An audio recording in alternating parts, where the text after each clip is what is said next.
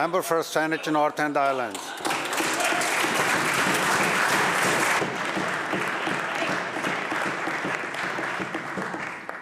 Member for Saanich North. Thank you, Mr. Speaker. The environmental degradation of the Saanich Inlet is personal. It's a culturally and ecologically sensitive glacial fjord that has sustained countless generations of my ancestors. This is the place that I and my relatives belong to.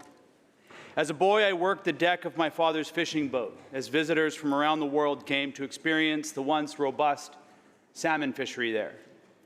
We worked under the dark shadow of the Bamberton cement plant. It was a heavy industrial site spewing ash over the mountainside.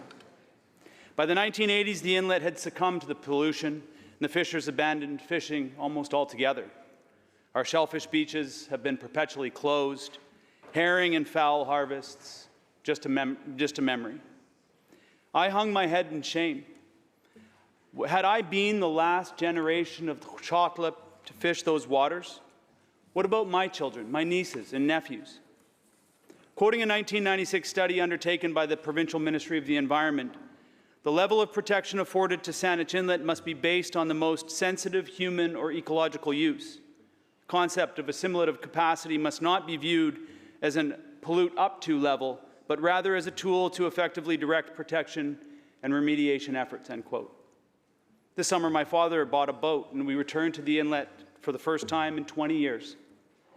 After years of limited industrial activity, the fish and wildlife are returning. And on the National Day of Truth and Reconciliation, we went fishing. Just a few hundred meters from Bamberton, my 9-year-old nephew reeled in his first salmon, that beautiful coho netted by his grandfather. So, Mr. Speaker, any proposals to return to the heavy industrialization of the Saanich Inlet will be met with fierce resistance. Clearly, this place needs to be treated for the environmental gem that it is.